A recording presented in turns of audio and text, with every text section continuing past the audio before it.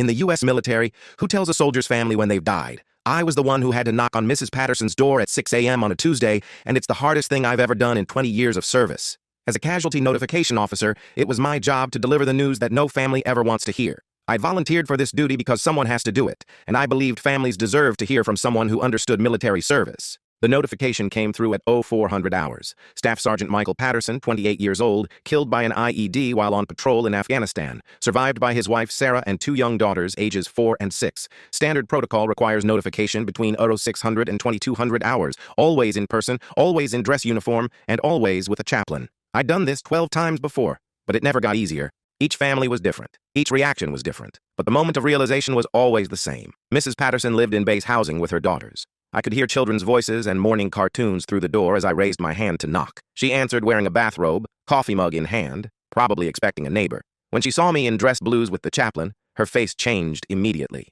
"No," she said quietly, shaking her head. "No, no, no." That's the moment that breaks you every time. When they know before you even say the words. I sat her down and delivered the official notification exactly as trained. "The Secretary of the Army has asked me to express his deep regret that your husband, Staff Sergeant Michael Patterson, was killed in action in Afghanistan yesterday." Sarah collapsed. Not a dramatic movie crying, just a complete physical collapse as the reality hit her. The chaplain caught her while I continued with the required information. The hardest part came when her 4-year-old daughter, Emma, walked into the room and asked why Mommy was crying. How do you explain to a child that her daddy is never coming home? That the man who read her bedtime stories is gone forever? Sarah pulled Emma close and said through her tears, "Daddy had an accident, baby. Daddy's not coming home." Emma asked, "Is Daddy hurt? Can we go see him in the hospital?" The 6-year-old Jessica understood better. She asked the question that still haunts me. Was Daddy scared when he died? I looked at that little girl and said, "Your daddy was very brave and he was thinking about you and your sister." As I walked away from that house, I could hear the children asking when Daddy would be home for dinner.